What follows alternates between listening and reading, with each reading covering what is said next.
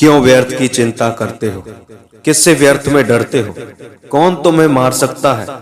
आत्मा न पैदा होती है न मरती है। शांति से भी दुखों का अंत हो जाता है और शांत चित्त मनुष्य की बुद्धि शीघ्र ही स्थिर होकर परमात्मा से युक्त हो जाती है। हर काम का फल मिलता है। इस जीवन में न कुछ खोता है न व्यर्थ होता है।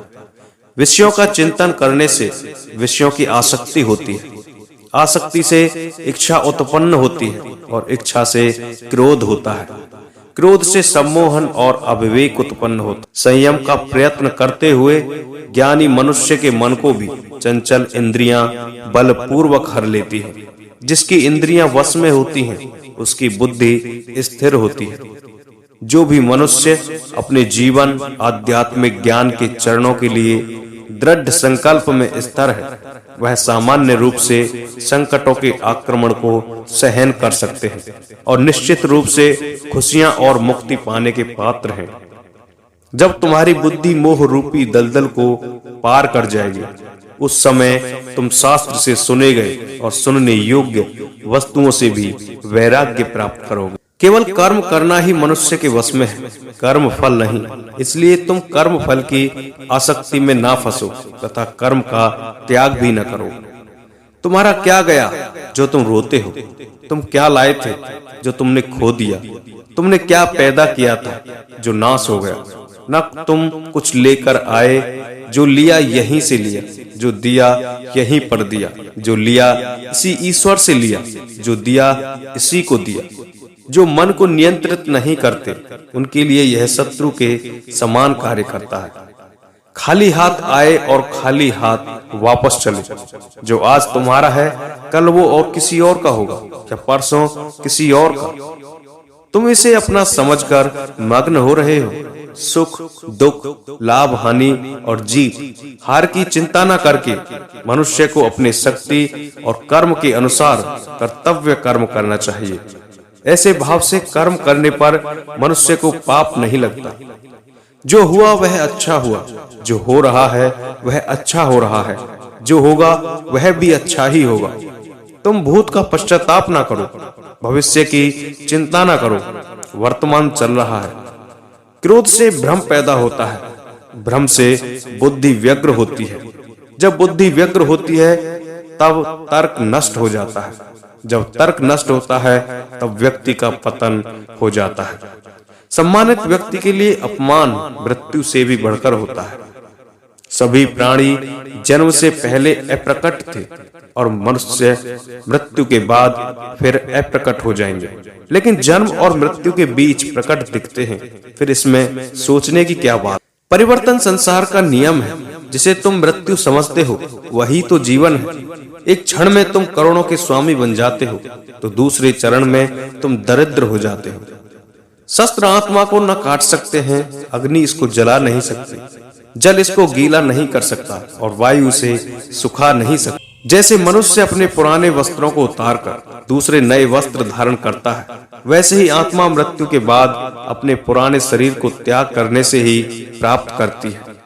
आत्मा ना कभी जन्म लेती है और ना मरती है। शरीर का नाश होने पर भी नष्ट नहीं होता। आत्मा अमर है। जो लोग इस आत्मा को मारने वाला या मरने वाला मानते हैं, वे दोनों ही नासमझ हैं। आत्मा ना किसी को मारती है और ना ही किसी के द्वारा मारी जा सकती है। न यह शरीर तुम्हारा है, न तुम शरीर के हो। यह अग्नि, जल, वायु, पृथ्वी, आकाश से मिलकर बना है और इसी में मिल जाएगा। परंतु आत्मा स्थिर है। फिर तुम क्या हो? तुम ज्ञानियों की तरह बातें करते हो, लेकिन जिनके लिए शोक नहीं करना चाहिए उनके लिए शोक करते हो। मृत या जीवित ज्ञानी किसी के लिए शोक नहीं करते। व्यक्ति जो चाहे बन सकता है यदि विश्वास के साथ इच्छित वस्तु पर लगातार चिंतन करे। मैं काल हूँ, सबका नाशक। मैं आया हूँ दुनिया का उपभोग करने के लिए। कर्म उसे नहीं बांधता जिसने काम का त्याग दिया है। बुद्धिमान व्यक्ति कामुक सुख में आनंद नहीं लेता। मैं उन्हें ज्ञान देता हूँ जो सदा मुझसे जुड़े रहते हैं और जो मुझसे प्रेम करते हैं। अप्राकृतिक कर्म बहुत तनाव पैदा करता है। हे अर्जुन, अपने अनिवार्य कार्य करो क्योंकि वास्तव में कार्य करना निष्क्रिय से बेहतर है। मैं सभी प्राणियों के हृदय में विद्वान हूँ। निर्माण केवल पहले से मौजूद चीजों का प्रक्षेपण है।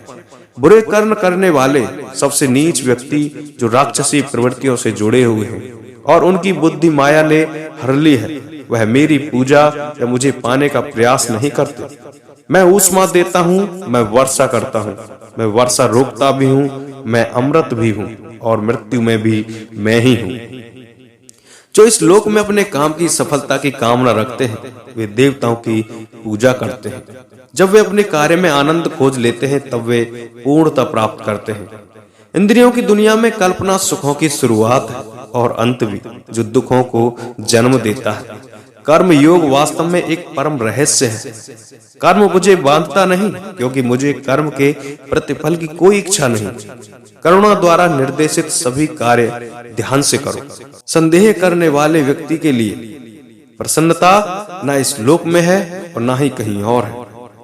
किसी और का काम पूर्णता करने से कहीं अच्छा है कि अपना करे, भले ही उसे अपूर्णता का साथ करना पड़े। हर व्यक्ति का विश्वास उसकी प्रकृति के अनुसार होता है। जो ज्ञान और कर्म को एक रूप में देखता है, वही सही मायने में देखता है। जो चीज अपने हाथ में नहीं, उनके विषय में चिंता का कोई फायदा नहीं है। जो कार्य में निष्क्रियता और निष्क्रियता में कार्य देखता है, कोई फायदा नहीं है। यदि कोई बड़े से बड़ा दुराचारी भी अनन्य भक्ति भाव से मुझे भजता है, तो उसे भी साधु ही मानना चाहिए और वह शीघ्र ही धर्मात्मा को जाता है तथा परम शांति को प्राप्त होता है। जैसे प्रज्वलित अग्नि लकड़ी को जला देती है, वैसे ही ज्ञान रूपी अग्नि कर्म के सारे बंधनों को नष्ट कर देती है। अपने आप जो कुछ भी प्राप्त हो, उसमें संतुष्ट रहने वाला, ईर्ष्या से रहित, सफलता और असफलता में संभाव वाला कर्म योगी कर्म करता हुआ भी कर्म के बंधनों में नहीं बंधता है।